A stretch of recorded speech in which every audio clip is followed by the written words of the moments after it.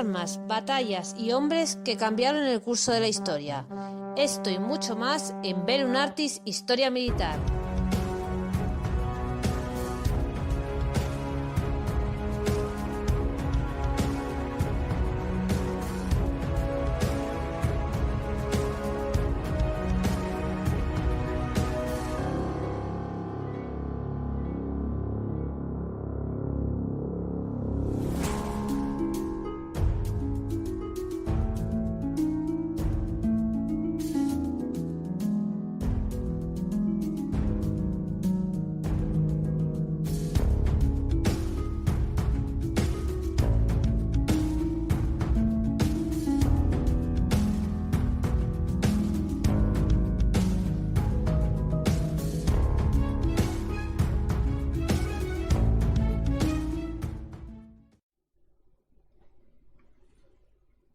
Sir Basil Littleheart fue el gran teórico de la estrategia militar del siglo XX, pionero de conceptos que terminaron germinando en la Guerra Relámpago de la Alemania nazi e interlocutor privilegiado de los mejores generales alemanes capturados por los aliados occidentales en 1945.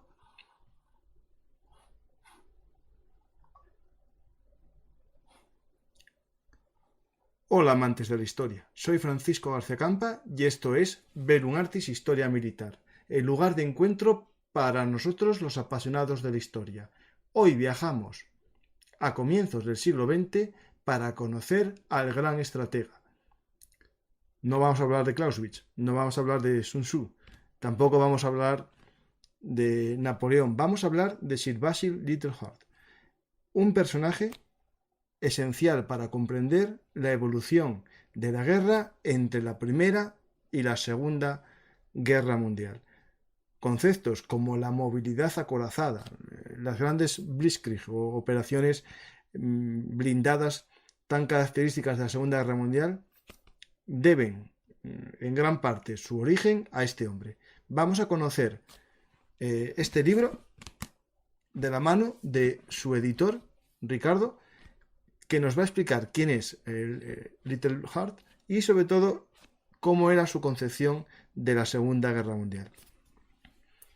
Pero antes, como siempre, os recuerdo que si os gusta este programa, nos podéis ayudar dando a me gusta, dejando un comentario y también suscribiéndoos al canal. Dando a la campanita de notificaciones os llegarán todos los avisos y así no os perderéis ninguna de nuestras historias habladas. Y ya, si sois velunarteros, nos podéis invitar a un café en nuestro sistema de micromecenazgo en patreon.com, PayPal, ambos con el usuario Velum Artis, o en el teléfono que aparece en pantalla en un Bizum. Eso tan habitual para invitar a alguien a un café. Vamos a comenzar este viaje a la Segunda Guerra Mundial, a la Primera y sobre todo al periodo de entreguerras, donde se fue generalizando las estrategias de este pensador militar. Hola Ricardo, ¿qué tal? Hola, buenas tardes. Buenas noches, perdón. Bueno, es igual, no te preocupes, porque ahora mismo en el espacio-tiempo nos está viendo gente de noche y de tarde, porque gran parte de la audiencia es de América y por lo tanto nos escucha también de tarde. Y resulta que esto, como lo vamos a enlatar, se va a ver en cualquier momento del espacio-tiempo. Pues muchas gracias Ricardo por venir aquí a Velum Artis y también por mostrar, ¿no? Esta obra tuya que tengo el placer de tener en mis manos, ¿no? Digo obra tuya, aunque no es escrita por ti, pero sí es obra tuya porque, Sí. digamos, los editores son como unos segundos padres, ¿no? O unos padrinos, más bien, de los autores, ¿no? Los autores.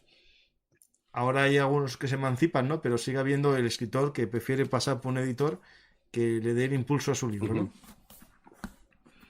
Efectivamente, bueno, y en este caso quizá más que en casi ningún otro, porque realmente lo que yo he hecho desde Arzalia con la recuperación de ese libro y anteriormente en 2019 con Estrategia, pues ha sido exactamente eso, o sea, rescatar del olvido para el lector de habla hispana un autor muy importante que a mi juicio había sido maltratado en el mercado español, con malas traducciones, malas ediciones, a veces clandestinas, a veces mal editadas, cuando merecía todo lo contrario por la categoría que tiene como pensador militar y como gran estratega del siglo XX. O sea que sí que, en cierto modo, los considero un poco míos. Además, en este caso de la Segunda Guerra Mundial, yo he sido también, además del editor, el prologuista y el traductor, ¿no?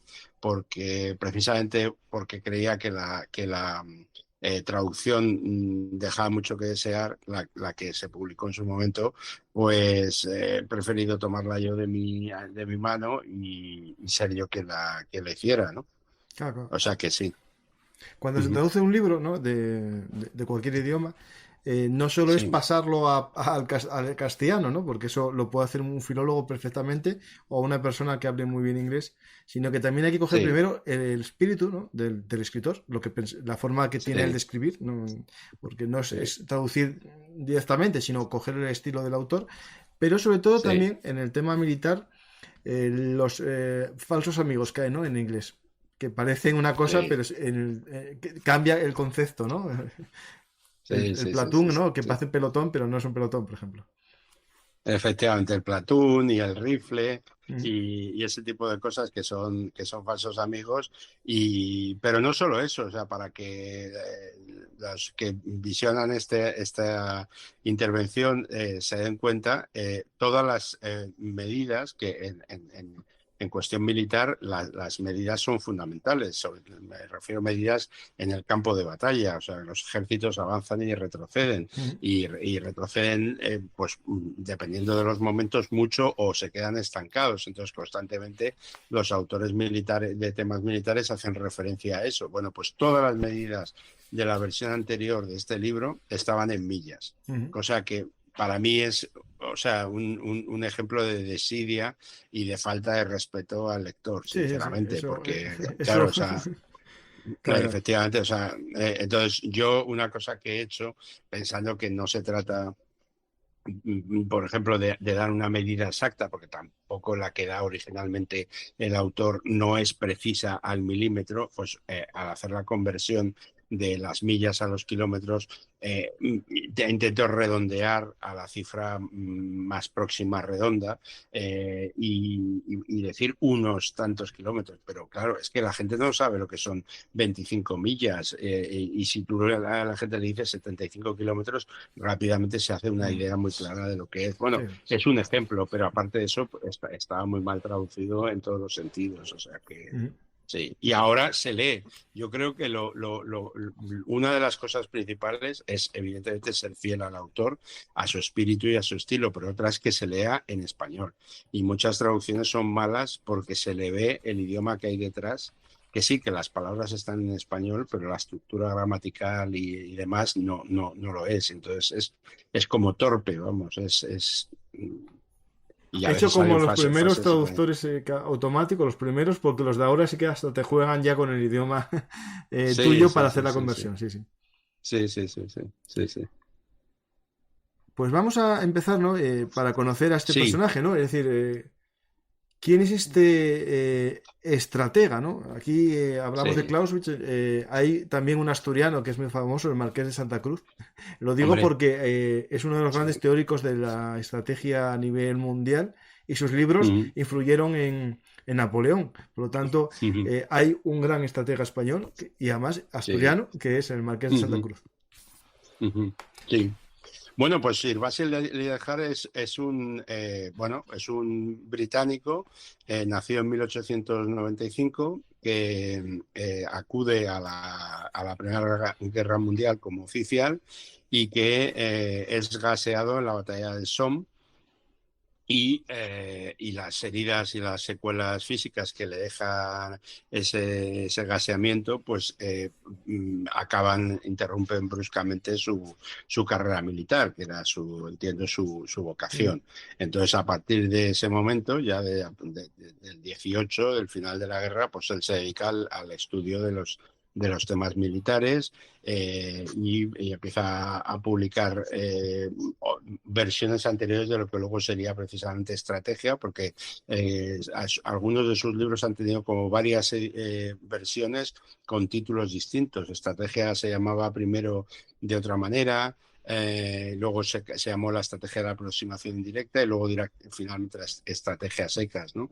Y otros también fue evolucionando. Y entonces él, claro, la Primera Guerra Mundial sabemos que plantea un dilema a los generales que es terrible, y es la guerra estática, la guerra de trincheras, en la que ninguno de los dos puede desplazar al otro, dada la acumulación de fuerzas y sobre todo la incursión de las armas automáticas, de las ametralladoras, etcétera, ¿no?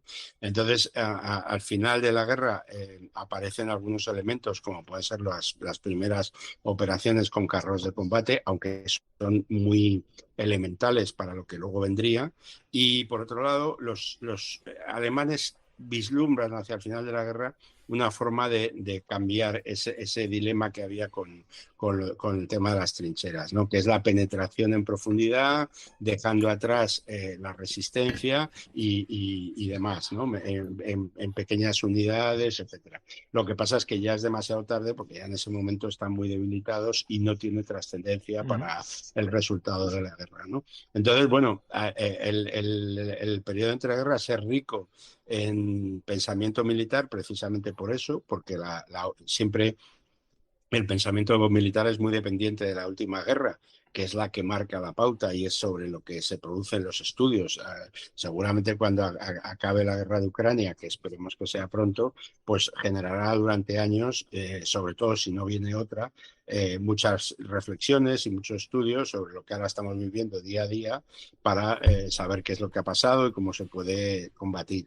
Entonces, esto un poco es lo que hace Liderjar. Entonces, en ese contexto, pues él se puede decir que es un visionario, ¿no? Y vislumbra una serie de cosas, que publica libros y publica artículos, y eso hace que se le lea en toda Europa, no solamente en Inglaterra. Entonces, los alemanes le leen con mucho interés y con fruición, como suele decirse, y los británicos quizá menos, ¿no? Entonces y los franceses también menos. De hecho, bueno, pues la cuestión de que los franceses tengan la línea Maginot como algo tan relevante y en la que invierten tanto, y que luego es tan irrelevante a la postre cuando comienza la guerra en el oeste de Europa, pues indica que no se la había leído mucho, básicamente ¿no? nada. Claro, y Había un hombre que sí se lo leyó, Ricardo. De Gaulle. Sí, De Gaulle tenía el concepto muy similar a lo que sería una unidad separada de blindados para hacer operaciones de maniobra. Sí, pero no era lo suficientemente importante en el ejército francés, claro. O sea, la importancia que adquiere precisamente es a partir de la gran derrota francesa del año 40, ¿no? Y bueno, y entonces en ese contexto, como digo, pues es un autor que es leído por generales o por gente que va a ser generales importantes en la Segunda Guerra Mundial, ¿no? Y bueno, y él desarrolla la idea que luego plasma, aunque no sea el objeto de este programa, pero tiene que salir inevitablemente porque es una de sus obras fundamentales, el plasma en estrategia, ¿no? Que es la idea de la aproximación indirecta, ¿no? Sí. Bueno, se puede hablar un poco del libro, aunque sería interesante un día explicar estas estrategias, ¿no? Cómo evolucionan. Él hace un estudio histórico y después da su propia conclusión, ¿no? Del arte de la guerra. Exacto. Él lo que toma es que tiene una intuición, y esa intuición la aplica a toda la historia militar. Bueno, no toda, pero sí arranca los griegos y va de griego, Roma, unas pinceladas medievales, etcétera, y llega hasta la Primera y la Segunda Guerra Mundial. Claro, esta época está plagada, ¿no?, de estudiosos del arte de la guerra. Claro, la Primera Guerra Mundial sacudió completamente lo que se tenía, ¿no?, lo que se tenía como normal. y Sí, al acabar la guerra hay que dar vueltas a todo, pensar cómo va a ser la claro, siguiente guerra para no volver a repetir ese horror de guerra, ¿no? Y aparecen sí, grandes desarrollos estratégicos en todos sí. los países, ¿eh? En Rusia tienen ahí ay, se me Sí, sí, fue. sí, ahí Se me acaba ahora de ir. la sí, sí, profundidad. O sea, se me acaba de ir. sí, sí, sí, Ay, se sí, me acaba de ir el nombre. Bueno, sí, sí, Alemania, Guderian con sus Action Panzer, ¿no? sí, Y los sí. demás. Y Y en eh, Italia también en incluso Italia, alguno, bueno, etcétera. Célere, que es un concepto a ver, que es a medio Sí. camino entre que un pensamiento o una idea feliz. Y Ujú, después, en Inglaterra, aparte de Hart, hay Fuller. Fuller, que es un teórico, historiador, pero sí. también tiene sus desarrollos en cuanto a Ujú. concepciones militares, ¿no? Ujú, ujú. Sí, sí, efectivamente. O sea, hay un caldo de cultivo, ¿verdad? Se plantea la cuestión de decir, bueno, esta guerra ha sido un desastre, al final le he logrado ganar por agotamiento, por desgaste y fundamentalmente por la intervención de Estados Unidos de manera masiva que acaba de desequilibrar Mm.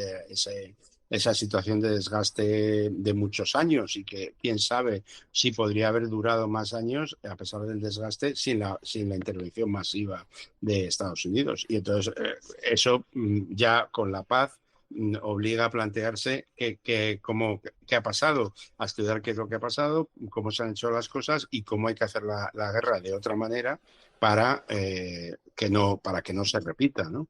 De hecho, la Primera Guerra Mundial fue bautizada como la guerra para acabar todas las guerras, ¿no? Que luego Mm. evidentemente no ha sido así, pero No, eso no. era un nombre que recibía. Y luego también hay que tener en cuenta que la Primera Guerra Mundial es muy nociva y muy lesiva para los generales, o sea, para los altos mandos. Es decir, yo siempre digo que es una de las peores cosas que te podía tocar, ser general en la Primera Guerra Mundial. Mm. General de cuanto más alto, mayor, o sea, es muy fácil decir, existe la expresión referida a la Primera Guerra Mundial de no quiero reproducirla mal, pero me parece que es burros dirigiendo a leones, ¿no? Como queriendo decir Mm. que los generales y los mandos eran esos burros, eran ineptos, incompetentes, y los soldados eran leones, bueno, feroces y buenos soldados, ¿no? Y es una imagen muy gráfica que se ha repetido mucho, pero también, siendo objetivo y no aprovechándose de la ventaja que te da la historia, conviene decir que ninguno de ningún bando, excepto esa cosa final que comentaba yo antes, supo cómo salir de ese rompecabezas. Era un rompecabezas y no sabías cómo, porque tú estás con tus hombres enterrados aquí, el enemigo está a Mm. unos cientos de metros con sus hombres y tienes que salir, y con una ametralladora tú puedes barrer a un montón de hombres en cuestión de segundos, Sí, ¿no? sí, Con sí, lo cual, ametralladora y si no artillería. Entre las dos cosas, y, está sí, claro. sí, sí, Mm. sí, sí, sí, por eso. Mira, una, Y sí, claro, es dime. en estos, digamos, cambios, ¿no? Que hay que meter al arte de la guerra, ¿no? Unos Sí. piensan, bueno, pues si funcionó esto de las trincheras, pues hago una gran trinchera, ¿no? Como Francia, Mm, que me hago mi mm, línea mm, Maginot. Otros que mm, dijeron, bueno, la caballería no sirve para nada, por lo tanto, ni la caballería blindada sirve para nada ya. Es decir, los carros de mm, combate que inventamos para romper trincheras, mm, los desarrollamos para mm, que vayan al lado de la infantería, una especie de apoyo. Otros mm, dicen, no, no, no, la caballería funciona. Es decir, los carros de combate que sean como jinetes que vayan solos, ligeros, que corran mucho. mm, Y en Inglaterra, ¿no? En el Reino Unido, existe esa dicotomía, ¿no? Es decir, el carro fuerte para que acompañe a la infantería con un gran mm, cañón y unos mm, carros más ligeros, ¿no? Que mm, vayan como a la caballería tipo usar, ¿no? Que se metan mm, a toda mhm, velocidad, su armadura o su defensa es la velocidad, pero claro, no hay un concepto de unas unidades blindadas que rompan mhm, un frente, ¿no? Tipo a lo que podría ser lo que Guderian va desarrollando mhm. basándose en Hart, Sí. digamos, del concepto de bueno, guerra blindada, ¿no? Guerra Relámpago, Sí, sí, no, sí, no, no, no, efectivamente. el nombre es Guerra Sí, Relámpago, el sí, sí, sí, Blitzkrieg, sí, pero sí, sí, digamos sí, guerra, el sí, sí, concepto, sí, digamos, de una guerra en la que sean los blindados el elemento decisivo, claro, ¿no? claro. Eso es lo que se crea un caldo de cultivo y el gran cocinero, por decirlo metafóricamente, de ese Mm, caldo de cultivo es viajar en el periodo entre guerras. Y entonces la idea es eso, es decir, que no hay por qué ir consolidando posiciones palmo a palmo, metro a metro, como se podía tratar de hacer en la Primera Guerra Mundial, sino que hay que entrar, o sea, romper la línea de frente y utilizar o sea, las dos armas quizá más novedosas de la guerra moderna, que es el carro de combate y la aviación, mm. que también en la Primera Guerra Mundial es donde vive sus primeros balbuceos, pero comparado con lo que va a venir luego no es casi nada.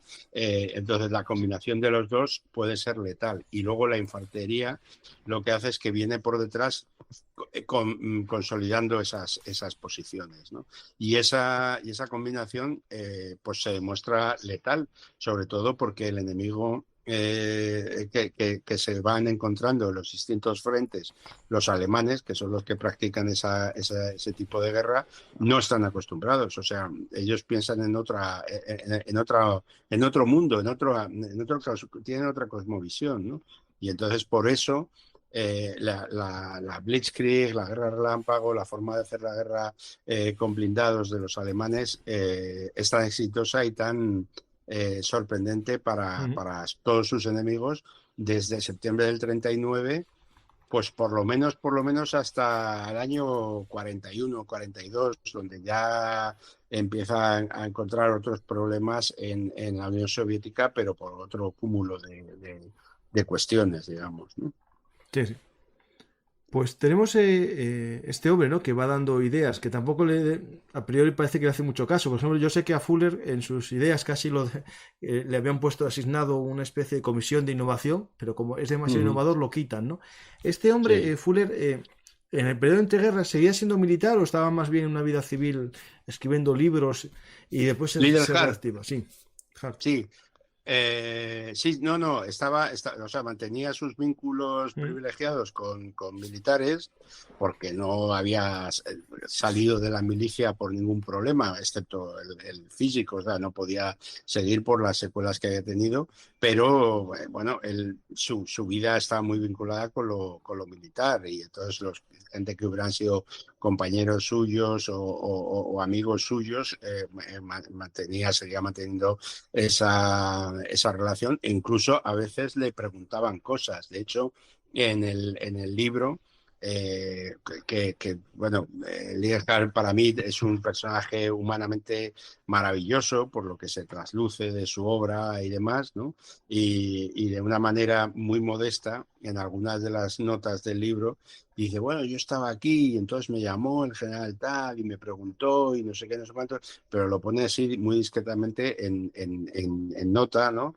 Y cuando habla dice, bueno, y en el periodo entre guerras una serie de estudiosos, no sé si dice en primera persona del plural o en tercera, dice, elaboraron teorías o elaboramos teorías, pero de una manera, como digo, como muy mm. modesta para la importancia que tuvo. O sea, que él era ya un civil, pero un civil muy vinculado Sí, con sí. el estamento militar. Sí, Lo sí. que llamaríamos ahora un analista o un... Sí, sí, Sí, sí, sí. sí, exacto. De hecho, sus ideas, ¿no? Que las va desarrollando en libros y en Sí. manuales, una vez llegan en el periodo de entreguerra, pasan a otros militares que le hacen su adaptación, pero posteriormente, incluso en las guerras árabe-israelíes, se siguen basando en sus teorías también directamente, ¿no? Bueno, hay una anécdota muy bonita, doble, que hablando de las guerras árabe-israelíes, es que los israelíes lo leen mucho, lo estudian mucho y le pusieron un mote muy cariñoso, muy elogioso, que es el capitán que enseñaba a los generales, ¿no? Porque él Mm. llegó a ser capitán Sí, sí. como su mayor rango y bueno, y luego él daba clases a generales, ¿no? Eso se puede dar porque ahí no manda el rango, manda la información que tú tengas y tu importancia como pensador militar. Y curiosamente, me parece que es en la guerra de los 6 días, bueno, no las guerras árabe-israelíes, pero creo que es la guerra de los 6 días, los israelíes cuando entran en algún búnker que ha sido abandonado por alguno de los ejércitos árabes, se encuentran una edición de estrategia en árabe. O Ujú. sea, el libro había sido traducido al árabe y en esa posición de combate, ¿no? De primera línea, digamos, pues los soldados, o sea, los oficiales lo tenían. Igual que se dice que ese es un libro que Kennedy estuvo leyendo durante las fechas críticas de la famosa crisis de los misiles, ¿no? Lo contaría el propio Kennedy, ¿no? Sí, sí. O sea, que era la lectura de cabecera en el momento en el que el mundo ha estado más cerca objetivamente, de ser destruido, Sí, sí, vamos. sí, de ese. Ah, Sí, no sé si estamos ahora tan cerca como aquella vez, pero bueno, estamos aquí. sí, Todo es sí, sí, caliente, sí, sí, sí. Pues sí, hay que leer un poco a Little Heart y a Clausewitz y un poco a Sun Tzu para empezar y a sí, sí, ver sí, los líderes a que hagan estrategias correctas. Pues sí, tenemos ya toda esta visión un poco del personaje, ¿no? Y sí, podemos ver un poco el libro, ¿no? Es decir, cómo... si ser... espera que lo tengo al revés, ¿no? Es que me pasa sí. por algo. No, yo lo leo bien, Sí, tú lo ¿eh? lees Yo bien, lo pero yo creo que leo. la gente me lo va a ver al revés. Ah, Espera, ¿eh? vale, vale. Sí, sí.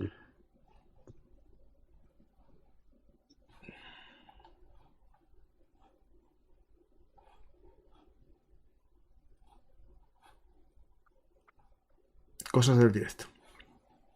Sí. En mi caso también, o no, sí, No, en tu caso, mira, lo tienes ahí y ya está, perfecto. sí, sí, sí. Pues ahí sí, ahora sí. Tenemos los dos el mismo libro. Pues tenemos ahí el libro que es Sí, un buen libro. En el que va explicando Little Heart, ¿no? Cómo es para él la Segunda Guerra Mundial, ¿no? Lo va haciendo sí. por orden cronológico. Ujú. Algo un poco de cómo se edita un libro, ¿no? Te llega, o sea, este libro que, bueno, es un libro libre de derechos, ¿no? Y, No, no, no. ¿no? No Está... es libre de derecho. Ah, Ah, no, no, porque... no, no. No, no. No, te cuento, sí, sí. Lineker murió en 1970. Ah, bueno, entonces no, claro. Claro, la ley dice que son 70 u 80 años dependiendo de la muerte del autor, pero vamos, en cualquier caso, aun tomando los 70, sería hasta 2040, ¿no? Mm, O sea, hay una cosa que se llama en inglés el estate, que es como el organismo que forman los herederos de una mm. persona de este tipo y que es la que se encarga, O sea, digamos, digamos de sí, como ceder una los especie de derechos. fundación. Sí, sí. Mm, De una especie de fundación, mm. efectivamente. Sí, sí, sí. Sí, sí, sí, sí. Vale, pues te llega el libro claro, tienes que darle un formato eh, correcto, es decir, no como Sí, otros libros que tuviste, que fue lo que te dio el impulso, ¿no? A traducir el libro, claro. ¿no? Sí, sí, sí, sí. Bueno, a ver, es curioso que preguntes esto. Yo tengo una historia de la Segunda Guerra Mundial y otra de la Primera, como autor me refiero, y ¿Ah? también una carrera, una historia de la carrera espacial. Sí, todos están publicados en Alianza, son pequeñas introducciones. Y entonces yo cuando hice mi historia de la Segunda Guerra Mundial, que lógicamente manejé de distintas fuentes secundarias, pero diría que el libro de Liederhart fue una que tuve muy presente no la manejé en la edición española, tampoco en la inglesa, curiosamente, sino en la francesa, que es la que había en mi casa. Y entonces, bueno, prácticamente la cartografía, el texto, etcétera, etcétera, lo tengo súper subrayado y trabajado y esa fue una edición. Entonces, no es que me llegara a mí, fui yo el que me dirigía a los propietarios, a la agencia que representa a esa fundación para decirles que quería hacer el libro y bueno, negociar como se hace Sí, sí, con siempre, ese los negocio, sí. contratos tal. Mm, mm. Y efectivamente, pues lo que sí he querido hacer es que aparte del aspecto de la traducción, que consideraba que era, digamos, deficiente, el tema de la cartografía, que sí me gustaría luego dedicarle un pequeño comentario, y bueno, y creo que la presentación, o sea, esto está hecho en un papel semibiblia, que hace que un libro de 1000 páginas pues tenga un lomo muy razonable,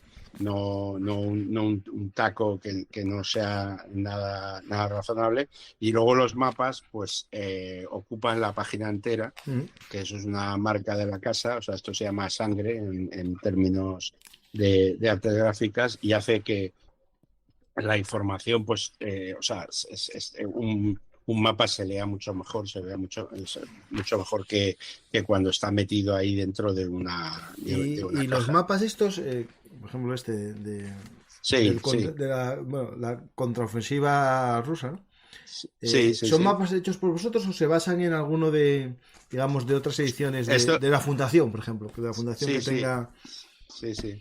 Eso es muy curioso. O sea, para mí los mapas en historia militar son fundamentales. O sea, yo creo que cualquiera que hemos leído historia militar, si te están contando movimientos y operaciones y pasa por aquí, pasa por allá, o vamos, o conoces esa zona al milímetro y te lo imaginas en la cabeza, o si no necesitas un mapa que te permita seguirlo y las flechas. La cartografía de Liderjar es igual de clara que su forma de exponer la cosa. De hecho, tiene unas flechas de avance que yo digo que son sensuales, ¿no? Porque no son estas flechas a veces que hay en los croquis militares o en los libros militares, que son como ortopédicas,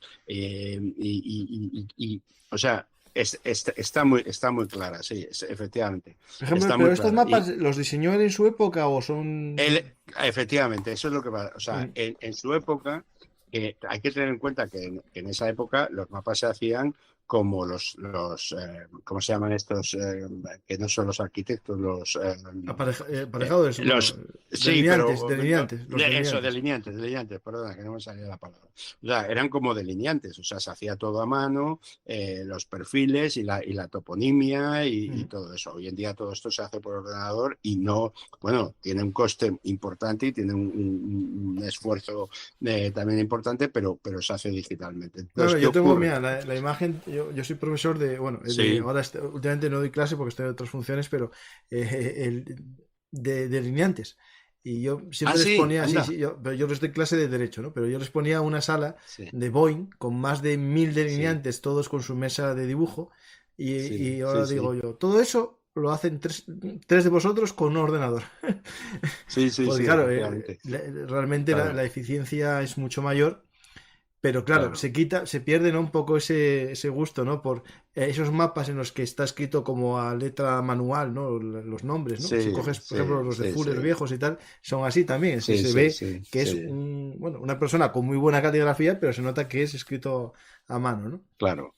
Sí, pero ¿sabes qué pasa? Que yo creo, yo puse una metáfora en un artículo que me pidieron para presentar este libro, y dije, mira, a una edición en 2023 de este libro, en la cual maquetas de nuevo el texto, lo traduces de nuevo, etcétera, etcétera, y no cambias los mapas, es como si tú entraras en una casa y en la cual ha estado, bueno, deteriorada. Pintas las habitaciones, pintas el pasillo, pero no cambias los baños y la cocina, ¿sabes? O sea, resultaría una imagen extraña. O sea, aunque no pintes la casa, los baños y la cocina es lo que se reforma normalmente, porque es la parte que más se nota. Y entonces, aquí quería expresar con esa metáfora, que creo que se entiende muy bien, el hecho de que no cambiar los mapas para mí no era una opción, ¿no? Entonces, la base cartográfica, que es la idea de Liderhard, la sencillez, la simplicidad, esas curvas sensuales que decía antes, etcétera, etcétera. Eso es mérito de Liderhard. Él no hizo físicamente los mapas, los encargó Sí, sí, sí. la editorial. Pero es que la propia editorial inglesa que vende el libro actualmente, que lo reeditó en 2014, o sea, ya en este siglo, no cambió los mapas. O sea, puso los mapas de 1970. Ujú. Y yo, modesto editor español, en la reedición del libro de Legerhard, que son más de 50 mapas, los hemos cambiado porque creo que hay que ser, bueno, pues que eso es una forma de respeto hacia el lector, ¿no? Y decirle, bueno, oye, si estoy recuperando el libro, lo estoy recuperando en todos los sentidos. Y si estoy cambiando la traducción porque considero que era mala y le hago un prólogo nuevo, pues también creo que hay que hacer unos nuevos mapas que se notan muchísimo. Aquí es difícil ponerlo y que se vea, pero claro, son dos mapas. O sea, este mapa, por ejemplo, Espera, voy. Espera, esta doble página. Espera, Ricardo. Sí. Que estaba ahora mismo poniendo cómo se hacían los mapas antes. Vale, Vale. Ahora No, estoy bueno, viendo, pues sí. este mapa arriba es la campaña en el oeste, o sea, Bélgica, Holanda y hasta Dunkerque, y abajo es la caída de Francia en dos mapas, fíjate, media página y media página, pero está todo clarísimo, o sea, no es cuestión ahora de explicarlo, pero es todo como muy sencillo y al mismo tiempo, pero claro, estos mapas, la línea, la tipografía, las flechas, todo eso, es que lo requerían. Era como reformar los baños. Y luego otra cosa que tiene esta edición es que, y eso sí es mérito de la edición británica, esta que digo yo, de 2014, una cosa así, son los índices. O sea, la edición española no tenía índices. Que yo... En 1000 páginas no tener índices un poco. Sí. Bueno, la tengo ahí, pero me tendría que subir a No, a una tranquilo, digo, escalera pero para en 1000 verlo. páginas no tener Pero índice matas. sí.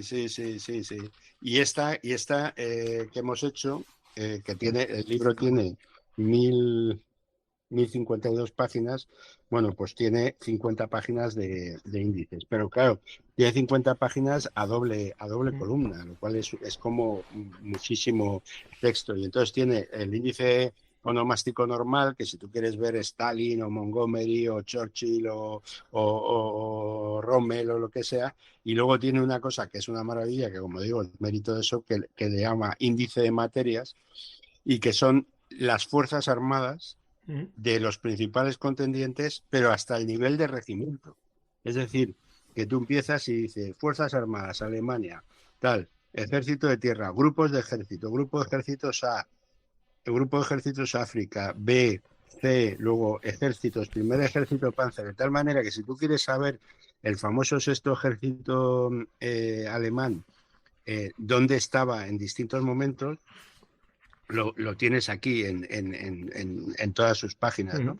Y me parece que esa herramienta de los índices, no simplemente el índice onomástico, sino este de materias, es otra de las aportaciones del libro bueno, No, que es interesante. mejora Yo su la trazo. cita así por tipo de unidades, ¿en qué página está la cita? No sé si lo vi en algún otro libro, ¿no? La verdad que un poco, pero No. no. Creo que no es habitual. Yo tampoco lo he visto, es verdad. Y me pareció, bueno, y eso es un tour de force. Y bueno, le encargué que hizo un trabajo magnífico, otro invitado tuyo que es Fernando Calvo González Regueral, y que es Ya vi que un era el gran que hizo experto el que hizo el prólogo del de estrategia. de estrategia, efectivamente. Y yo le encargué los índices porque también los índices hay que hacerlos y hacerlos con criterio, ¿no? Sí.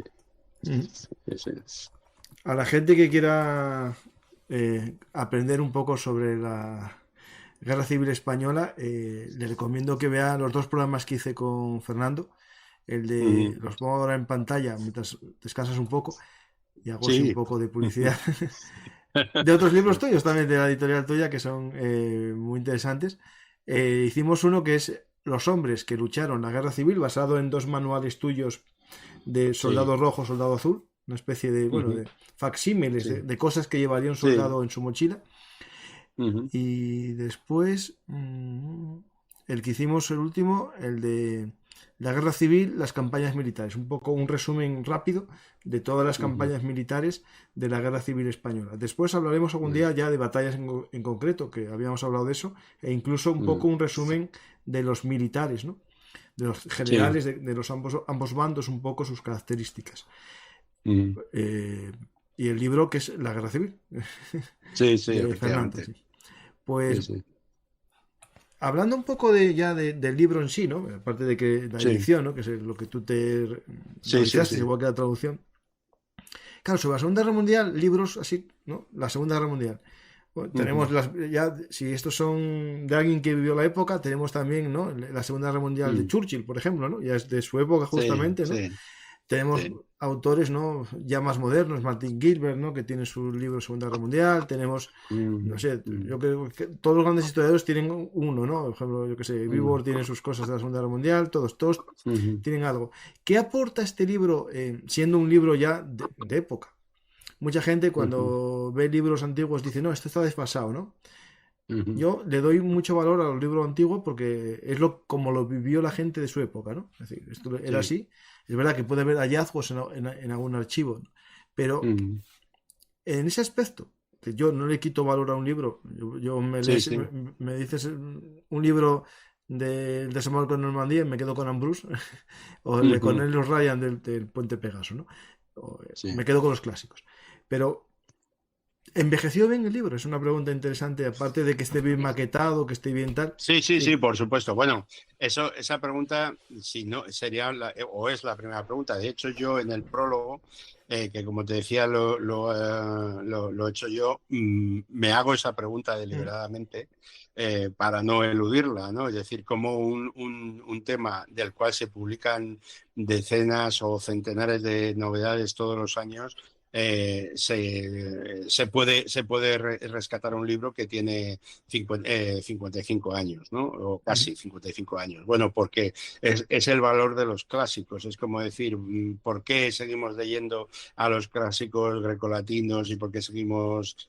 Porque siguen teniendo una vigencia. Entonces, aunque evidentemente no es lo mismo la literatura, que tiene un valor intrínseco que hace que sea intemporal si es buena, pero también los clásicos como ensayos yo creo que tienen ese valor, aunque sea distinto al literario, ¿no? Entonces yo creo que muchas de las cosas, o sea, normalmente la historia consiste en derribar las estatuas, no en el sentido que se hace ahora También de los ahora es así. esclavistas y tal, pero no, las estatuas metafóricas y simbólicas de los historiadores del pasado. O sea, resulta que hay uno y se dice, los periodistas dicen, la historia definitiva de no sé qué, y luego pasan 20 años y llega otro y dice, no, fulano se equivocó porque no supo ver esto, porque no sabía, o porque no había visto unos papeles que han salido después, ¿no? Pero yo creo... Primero, la historia de Ledejar es una historia militar. Eso yo lo digo claramente para que no haya confusión. Y la historia de la Segunda Guerra Mundial, yo digo siempre que es la historia del mundo en esos años. ¿Qué quiere decir la historia del mundo en esos años?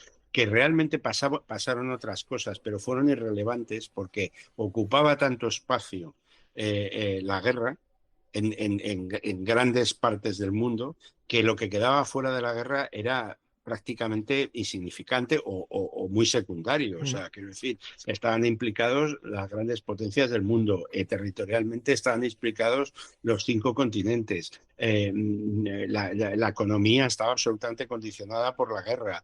Las alianzas eran fundamentales para la guerra, con lo cual lo que quedaba fuera era anecdótico. Eso no podemos decirlo ahora con la guerra de Ucrania, por ejemplo, ¿no? Es que es ni con otras. Es decir, que el mundo, a pesar de que se ha visto muy afectado por la guerra, pero sigue y aquí pasan cosas. Aquí tenemos nuestros problemas con los bancos, nuestros problemas con las hipotecas. Efectivamente. Pero la Segunda Guerra Mundial probablemente es la única que tú puedes decir. Lo que pasó entre el 1 de septiembre de 1939 y el 5 de agosto, el día de agosto que se hace la capitulación japonesa en el Missouri, no sé qué, es la historia del mundo. O sea, casi no se distingue una cosa de otra, ¿no?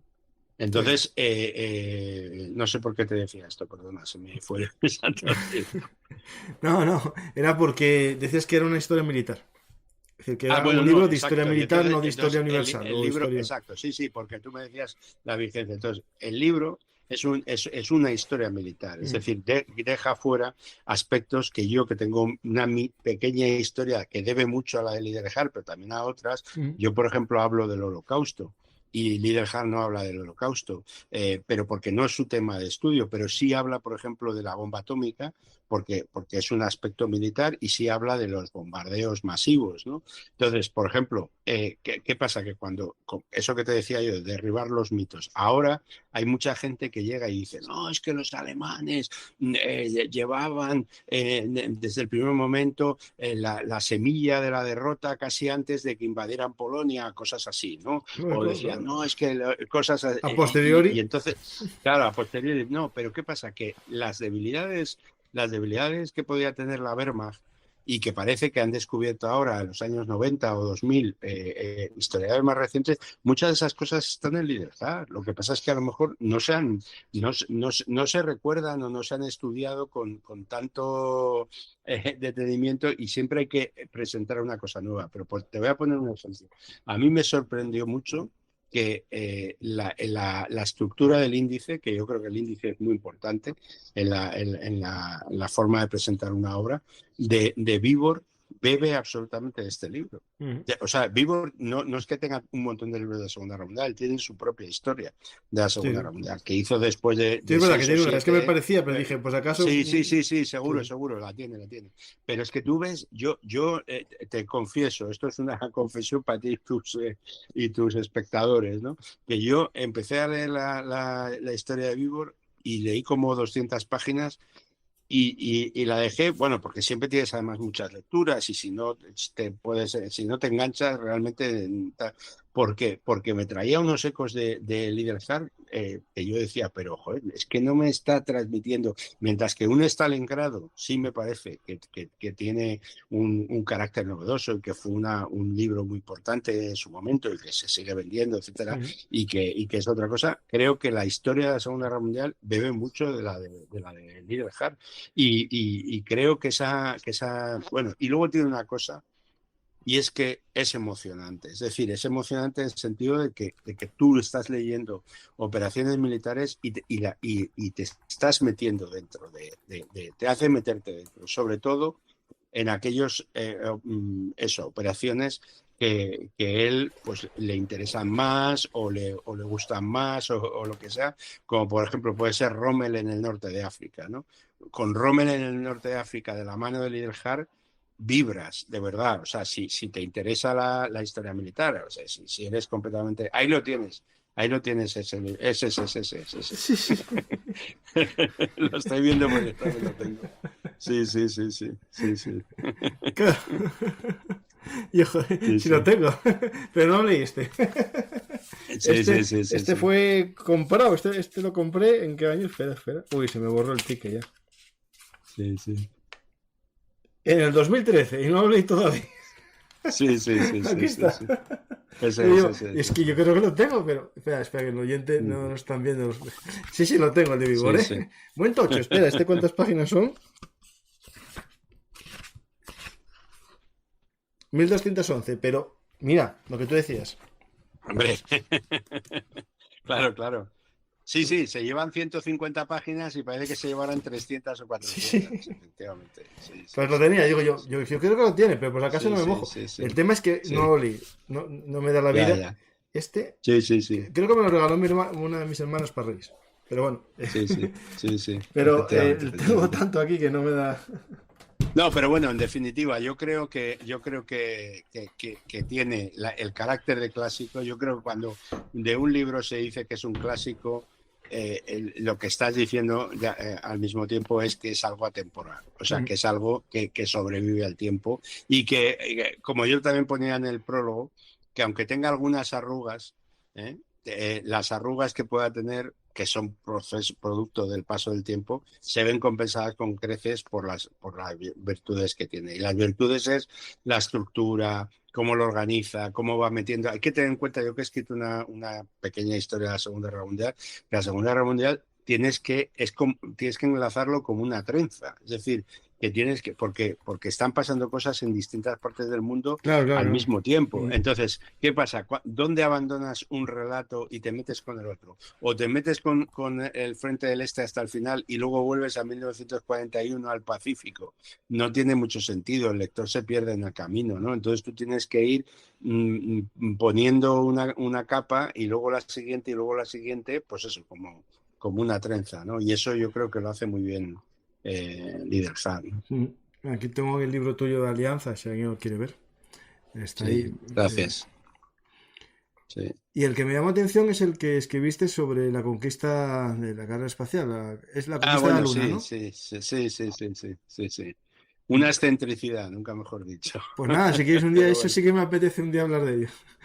Cuando quieras, Porque cuando es algo que quieras. desde pequeño me llamó mucho la atención. Sí, sí, Y sí, ahora sí, que la cuando gente niega quieras. que estuvo en la Luna y entre los Sí, sí, terraplanistas sí, y tal, sí. sería bueno de vez en cuando hacer Sí, algún sí, sí. tipo de... Bueno, que realmente esta carrera espacial, ¿no? Esa carrera americana tiene mucho que ver con Sí, la Segunda Guerra Mundial y con los alemanes, con Von efectivamente, Braun con y todos Von los demás, ¿no? Braun, Otra cosa. exacto, Ujú. sí, sí, sí, Sí, sí. sí, sí, sí, sí. Pues, y ahora que estamos volviendo, es decir, se había ido a la Luna y ya nadie se acordaba de ella, y ahora, porque los chinos quieren ir, vuelve a activarse toda esa carrera. Y España Sí, esta sí, semana sí. mandamos el primer cohete, ya hicimos un cohete, ya vamos ahí con el Sí, sí, Miura, sí. vamos a ver si dentro de poco podemos Efectivamente. meter algún político y mandarlo ahí a hacer una embajada, de embajador ahí, para que vaya. Sí, sí, sí, sí, Sí, pues sí, sí.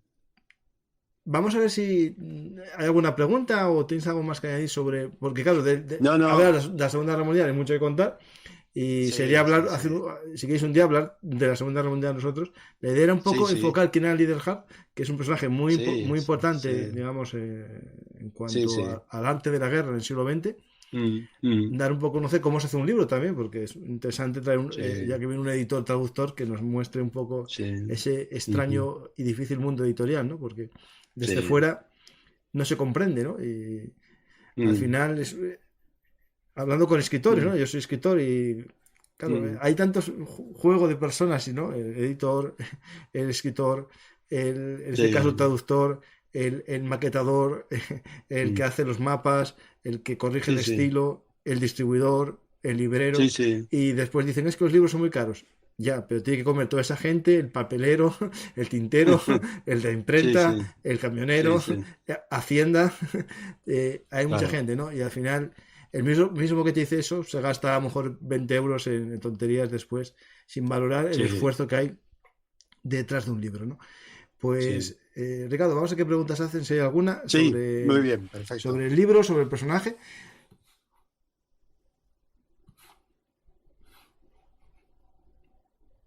Vamos aquí a preguntas. ¿Alguna obra del Marqués de la Cruz? Bueno, hay unas. Hizo un libro de estrategia. Yo iba a hacer un. A ver, este es de Asturias, ¿no? En un pequeño pueblín de Asturias y de Puerto de Vega. Hizo un libro que os digo el nombre ahora mismo, pues acaso. Creo que se llama Estrategias, pero. Yo quería hacer un día un pequeño.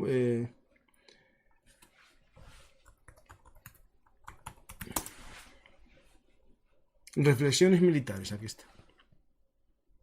Es este. Ujú. Y es como el libro, digamos, este sí que está libre de derecho, esto está en cualquier sitio, en la Academia de Estudios Asturianos hicieron una biografía de él con sus obras y está ahí, es Ujú. Reflexiones Militares. Ujú. Y su copia traducida estaba en Francia, en la Casa de Napoleón, que le daba mucha Ujú. importancia. Marqués de Santa Cruz de, de Marcenado, no confundirlo con el Marqués de Santa Cruz, que es también un militar ilustre, ¿no? El del Viso, el que tiene ahí en Ciudad Real Ujú. el centro de la Marina, de estudios de la Marina, ¿no? Ujú. Vamos a la siguiente pregunta. Cuando Liddell-Hart escribió el libro, aún no se sabía que los aliados habían descriptado la máquina Enigma. ¿No resta eso valor explicativo al libro? Que no sabía quién yo, o sea, los aliados lo sabían desde el Era primer aliado, claro, es momento, cierto, sí. pero yo creo que sí que se sabía, pero ¿por qué restaría? No sé si le podemos pedir al espectador que nos diga en qué podría restar al libro el que se supiera. A ver, es verdad que el hecho de que los británicos pudieran saber muchas cuestiones gracias a interceptar las comunicaciones alemanas, gracias a Enigma, pues les daba facilidades, pero no creo que afecte al libro. O sea, me gustaría saber en qué sentido cree el espectador que puede estar relacionada una cosa con otra, porque no veo la relación. Sí veo eso, que Hombre, favoreció a lo mucho mejor a... en el planeamiento de alguna estrategia, ¿no? Pero de alguna operación, pero bueno, al final la operación se realizó. O sea, Sí, lo único es bueno, hay que la tener... explicación de por qué se hizo. A lo mejor, por ejemplo, hay una que yo creo que sí que puede ser la que más, Sí, más dudas había, ¿no? Que es la de Dieppe, que nunca se sabía muy bien por qué se sí, hizo. Y ahora hay muchas teorías de que defienden de que era para conseguir una máquina enigma, ¿no? Más que ya. todo lo demás. O sea, Sí, esa es la pero de única todas que yo maneras... vería un poco.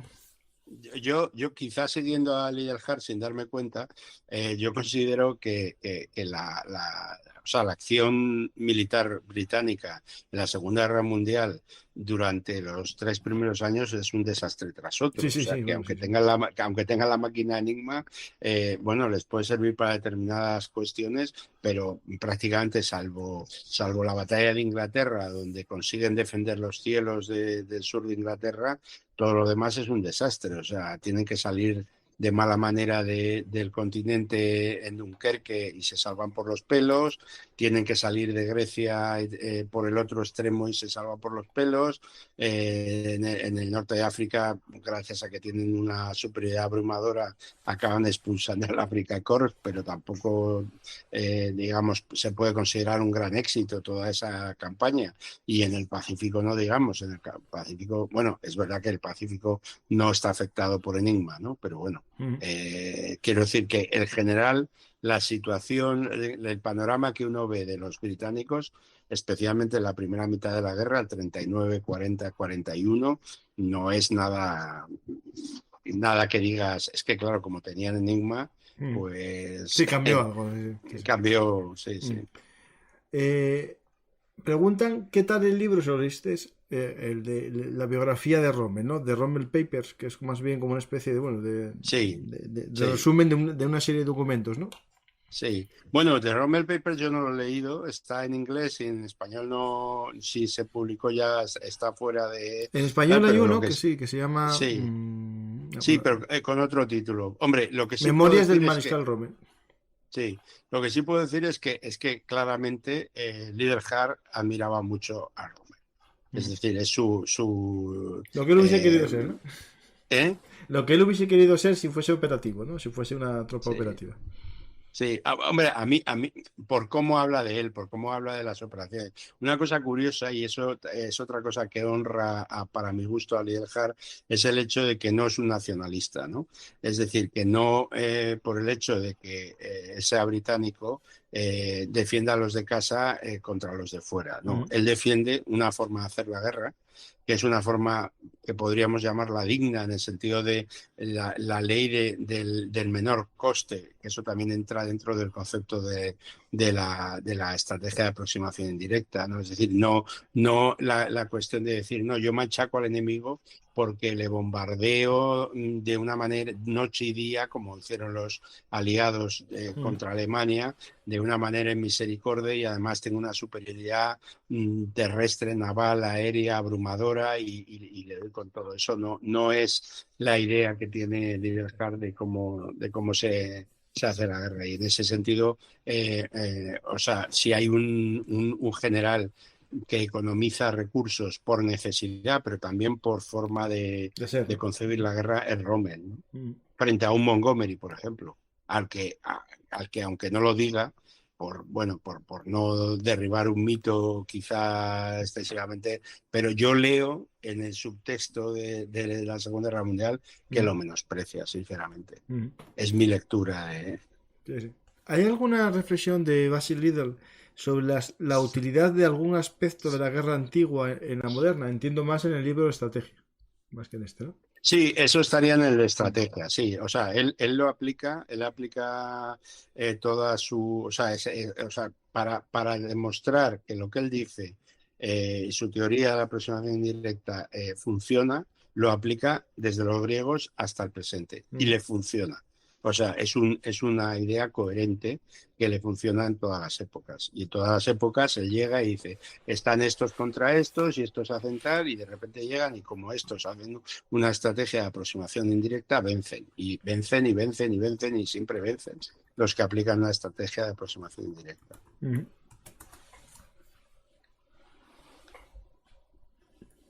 Sí, sí, de hecho, cuando pones aproximación indirecta, quería buscar a ver si había un documento de la época de Leaderhat, aparecen, por ejemplo, operaciones de la antigüedad, ¿no? Sí, sí, sí, Eh, sí. y este es el libro, hay un libro de estrategia de aproximación indirecta. Se titula así el Sí. libro. ¿Que es el mismo de Es que estrategias o este es un...? es el Vale. mismo, lo que pasa es que se llamó con distintos nombres. De hecho, la primera edición de ese libro era algo así como las grandes batallas de la historia. O sea, Ujú. que él mismo fue cambiando los nombres pues, con sus editores y al final ya se quedó acuñado como Estrategias Secas, que es el que yo he publicado y el que queda ahora Sí, para la posteridad, digamos. Sí. Pero eso es curioso también porque tiene un libro que se llama, que es un nombre precioso, que a lo mejor me planteo recuperarlo más adelante, y que es el resultado de sus conversaciones con los generales alemanes después de la guerra, y es El otro lado de la colina, que es muy, ajá, sí. muy, muy literario, muy bonito. Entonces los estadounidenses, cuando la primera edición de ese libro, por eso te decía que es un autor que ha tenido, que no es como si dijéramos un autor que tiene sus libros acuñados perfectamente, se sabe, etcétera, sino que han ido cambiando. Y los estadounidenses, cuando publicaron ese libro, lo llamaron Los generales alemanes hablan, que Ujú. también es un fiel reflejo, aunque es más prosaico, ¿no? Pero es más bonito lo del otro lado de la colina, Sí, ¿no? en inglés, sí, sí, tal, inglés, inglés británico es The Other Sí, sí, Side of the Hill y el otro es exacto, The German General's Talk. Sí, sí, sí, justo. exacto. Sí, sí. Sí, sí, sí. Es el mismo libro, sí, Ujú. sí. Sí, sí. Pues, ¿hay aún más preguntas? Tanto hablar de la máquina Enigma, pero creo que los rusos su espionaje y nivel de encriptación fue mayor en la Segunda Guerra Mundial que los ingleses con la máquina Enigma. ¿Qué opina de esto? Bueno, también tenían la información que les daban los británicos, es decir, yo sé, y después tenían su propio sistema también de espionaje, ¿no? La famosa Orquesta Roja y todo No, eso. claro, claro. Lo Sí, que sí. tenían, lo que tenían Eran era espías tradicionales. una red de espías muy Sí. importante y porque digamos que los comunistas siempre han tenido muchos compañeros de viaje o más que compañeros de viaje o No, simplemente sí, sí, sí. militantes en muchos Sí. países y bueno, aunque fuera posterior, pero los cinco de Cambridge y todo Mm, eso, es decir, que en Gran Bretaña, por ejemplo, hay una larga tradición de seguidores digamos, de la Unión Soviética que espiaron para sí. ellos. Pero bueno, y o sea, lo que pasa es que lo menospreciaron, es sabido. Incluso hay un libro que se llama Lo que sabía Stalin, ¿no? Mm, Que lo ignoró, o sea, que eso es una anécdota tremenda de un soldado de la Wehrmacht comunista que se pasó, cambió de frente el 20 de junio del 41, o sea, el día antes de la mm. Operación Barbarroja, el inicio de la Operación Barbarroja, y les dijo que, bueno, que estaban ahí, que al día siguiente iban a invadir, y entonces se lo comunicaron a Stalin y dijo que lo fusilara. Sí, sí, porque Entonces, estropearle el buen plan con su amiguete Adolfo, claro, que eran muy amigos y claro. se intercambiaban cosas, ¿cómo iba a hacer eso? Yo no me lo creo. Claro, efectivamente, sí, sí, sí. Pues, bueno, preguntan aquí si hay algún libro que hable de la inteligencia soviética como tal. Hay libros de espionaje muchos. Tengo yo por aquí uno muy Sí, interesante, a ver si lo encuentro. La guerra secreta de Max Hastings. sí, sí, sí, Este, justo lo tengo aquí. Este libro es muy recomendable. sí. La guerra secreta, en Ujú. el que hay un capítulo dedicado a los soviéticos, a la Orquesta Roja y alguno más. Y pues hay más libros. Sí, aunque no sea exactamente lo que pasa es que no está traducido, Mm. que aunque se llame el KGB, la historia oculta, digamos, pero que se remonta incluso hasta la época zarista y cuenta toda la Mm. época del NKVD, de Sí. la Checa, etcétera. Sí, sí. Interesante, pero Y sí. bueno, y el libro de la Orquesta Roja, que es una historia también muy interesante, muy relacionada con la Segunda Guerra Mundial, no sé si ahora mismo está descatalogado, pero Mm, ha estado traducido en español, sí. mm. Preguntan si crees que la teoría de la aproximación indirecta tiene todavía valor a día de hoy militar. Sí, totalmente. Yo creo que eso es una idea universal. Es como decir que si la, que si ¿Puedes la, resumirla un poco la, así rápidamente para que la gente sepa lo que es? Porque a lo mejor claro, no lo explicaste en sí cómo es tampoco. Sí, a ver, en realidad es una teoría que no se puede tampoco sintetizar muy fácilmente porque la gente tiende a pensar que, dices, pues la aproximación indirecta es que si tú quieres tomar una posición y está fuertemente defendida por delante, pues vas por detrás y Mm. eso sería la aproximación Ah, bueno, ese es el indirecta y típico no. ataque por las alas de toda la vida. Acá. O sea, exacto, Claro. no se trata de eso, se trata, digamos, de plantearse la toma bueno, de una operación militar o de una posición enemiga a través pues eso, de una aproximación indirecta, de una cuestión no obvia. O sea, por ejemplo, la guerra relámpago sería una encarnación de eso porque tú no vas a ocupar el terreno, ¿no? De una manera mecánica, ¿no? De decir, yo avanzo y yo avanzo en toda la línea de frente 5 kilómetros y luego 10 y luego 15, pero Mm, ocupando todo el terreno, sino que frente a eso tú avanzas y mucho y penetras en profundidad y con eso desequilibras al enemigo y luego por detrás va la infantería. Bueno, ya digo que no es un concepto que sea mm. tan fácil de sintetizar, pero que sí que habría que verlo en cada caso aplicado, ¿no? Claro, o en vez de Como tomar un punto decisivo clave estratégico de un país, vas atacando otros para ir como aproximándote de una forma no directa. Es efectivamente. decir, O por ejemplo, sí, o por ejemplo otra cosa es que si tienes varios enemigos, te dirijas primero al enemigo más débil, ¿no? ujú, En contra de la intuición de decir, si venzo al más fuerte, los demás caen como un castillo de naipes, ¿no? Pues él defiende que hay que ir primero al enemigo más débil, ¿no? Y ir socavando de esa manera. O sea, es un conjunto de cosas, no es un simple enunciado que se pueda decir. ujú. Aquí me preguntan, Sí, como reportero de guerra o periodista, sí. ¿era eso también? A mí no me suena, no sé, yo no sé. No, yo no creo. No, que si era, Sí, no, no. no. Era escritor, escritor, digamos, pero o Sí, ensayista, sí, pero no era periodista como sí. tal, o articulista en algún periódico, sí, pero Sí. Era periodista, sí. y Era publicaba en periodista. tipo Sí. pero de periódico, digamos, hacía Sí, artículos de actualidad de la época sí. militar o era de cualquier tipo de De periodismo. militar seguro. Bueno, y hacía cuestiones incluso de deporte, incluso de moda. Ujú. Él hacía, sí, tenía Sí, bueno, diversos era periodista, temas digamos, de de lo que le interés. mandasen. Sí. Y bueno, y una curiosidad es que él era además ajedrecista, o sea, que ajedrecista aficionado, me Sí, refiero, pero supongo que sería bueno, ¿no? Y que está relacionado el ajedrez con la estrategia también, ¿no? Que claro, son mucho, sí, sí. bueno, y de hecho, mira, pusimos esta cubierta que es deliberado de estrategia, Ujú. que es un ajedrez y una ficha que no es una ficha, que es una bala Sí. de rifle, ¿no? Ese hace Sí. jaque a todos los demás. ¿Eh? Que se hace De jaque fusil, mate perdón. directamente. Sí, de Sí. fusil. Sí. Vamos a ver alguna pregunta más.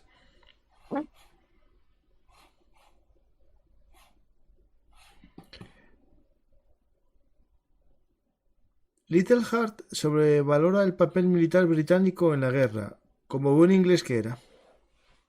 O sea, lo pregunta, ¿Little Heart sobrevalora el papel militar británico en la guerra como buen Yo británico o no? creo, yo es lo que decía antes, o sea, yo creo que sí, no es infalible, es decir, que evidentemente todos sentimos un mayor apego por nuestro país, ¿no? O sea, y él también lo sentía por el suyo, pero en el sentido de cuando tú lees el libro, no está no, no tienes la sensación de que el mayor grado de admiración esté centrado en los generales alemanes, perdón, en los generales británicos. Más bien está en los generales alemanes o en generales como Patton, es decir, generales que son más hombres de acción y hombres aguerridos en el sentido de echaos para adelante, que se dice, ¿no? Entonces, sí, puede que desde nuestra perspectiva de 2023 sobrevalore algo, pero claro, es que la perspectiva de 1900, de la propia guerra o de 1970, no se le puede pedir tampoco que sea Dios, ¿no? Y omnipotente y omnipresente y con una visión.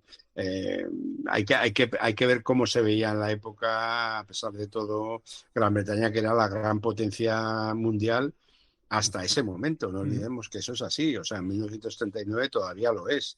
Y cuando sale en 1945 sale muy debilitada. O sea, de hecho, a partir de ahí hay 15 años de descolonización acelerada de todo lo que tenía, ¿no? Sí. Pues, Ricardo, yo creo que más o menos vimos ya quién es Little Hart, vimos su libro Historia de la Segunda Guerra Mundial, y nada, yo cuando quieras un día volver para hablar o bien de la carrera espacial, que es un tema muy interesante, o bien de cómo, bueno, de las estrategias a lo largo del tiempo, es decir, el libro de estrategia, ir haciendo un resumen de batallas que él fue viendo, cómo analizó batallas de la historia y qué lecciones fue sacando de cada una de ellas. Sería un tema muy interesante.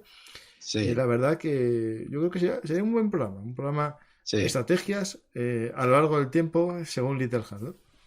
Perfecto, pues cualquiera de las dos cosas, encantado, cuenta conmigo y cuando quieras. Y muchas gracias por traerme a tu programa. No, hace poco descubrí la editorial porque no tenía yo ningún libro de prosa editorial y un día encontré, después descubrí a Fernando y la verdad que estoy descubriendo un filón de libros que no tenía yo en mis manos. Y la verdad que están muy, muy interesantes y sobre todo muy bien editados, que eso le da valor también. Ahora que, digamos, los libros, mucha gente ya los lee en formato PDF y eso, yo soy todavía de papel, me gusta tener un libro bien maquetado, bien estructurado y con calidad, y ese libro lo tiene, y además eso, que es un libro bueno, bien, de tamaño y eso, bien, que también, es decir, pasear con este por la calle, este es para tener en casa, para tener en el salón, consultar o leer por capítulos. Este todavía, bueno, lo puedes llevar en una mochila y parecer interesante en el metro y tal, porque vas leyendo. Muy bien. Pues nada, Francisco, muchísimas gracias a ti, ¿eh? Siempre, ya sabes dónde me tienes. Sí, pues Ricardo, si quieres despedirte de la gente, decirles algo. Pues nada, espero que os haya gustado el programa. He puesto todo el cariño y el mismo que puse en recuperar la obra de Little Hart y la más reciente, la de la Segunda Guerra Mundial, que ha sido un pequeño tour de force. Pues me despido yo también. Hablamos ahora un momento ya fuera de micrófonos. Muchas gracias a todos los que estáis aquí por compartir juntos nuestra afición a la historia, ¿no? A aprender del pasado, ¿no? Que en este caso, la Segunda Guerra Mundial y sobre todo el personaje de hoy, ¿no? Little Hart, un personaje que estudió la estrategia militar de todos los tiempos, es esencial para comprender lo que pueda venir, porque al final cambiarán las armas, cambiarán los escenarios, cambiará las causas, pero la forma de combatir va a ser similar. Es decir, habrá gente que se enfrente contra la pared de frente y otros prefieran esquivarla y atacar por atrás la pared, ¿no? Pues eso nos dará lugar a los clásicos, ¿no? Yo me acuerdo perfectamente en el programa de Bakhmut, todos los que llevo haciendo 8 meses sobre la batalla, que casi durante 6 meses el ataque era frontal a la ciudad, ¿no? Y yo dije, pero hombre, si Cayo Mario ya hacía sus ataques por las salas ya hace tiempo, ya esto es un clásico, a ver cuándo empiezan a espabilar, y ya empezaron los famosos ataques, ¿no? Para intentar cerrar la ciudad en una gran U. No hay nada nuevo en este mundo, ¿no? Pues ya que estamos hablando de Cayo Mario, bueno, hace mucho que no doy la paliza a la gente. Con mi libro Cayo Mario, el tercer fundador de Roma, que ya está en segunda edición y dentro de poco puede que una tercera. ¿Por qué digo esto? Porque es un clásico y si algo saben los generales actuales es que de los clásicos se aprende. ¿Y quién mejor que Cayo Mario, el tercer fundador de Roma, para aprender de ello? Pues muchas gracias a todos. Espero que os haya gustado este programa. Darle a me gusta, dejar un comentario y suscribiros al canal. Y ya sabéis que si os gustan nuestras historias habladas, nos podéis apoyar en nuestros sistemas de micromecenazgo en patreon.com, PayPal, ambos con el usuario Verunartis, o en el teléfono que tendréis en la descripción del programa para hacer un Bizum. ¿Por qué? Porque si queremos ser independientes y contar historias, lo mejor es que no dependamos de la publicidad, porque esa es aleatoria y a veces sanciona programas porque considera que son peligrosos y nocivos. Por ejemplo, el de Georgia, que no sé qué peligrosidad tiene, está concebido como un programa peligroso. Muchas gracias a todos y hasta la próxima historia hablada aquí en Velum Artis, el lugar de encuentro para nosotros los apasionados de la historia. Muchas gracias a todos y hasta la próxima historia hablada.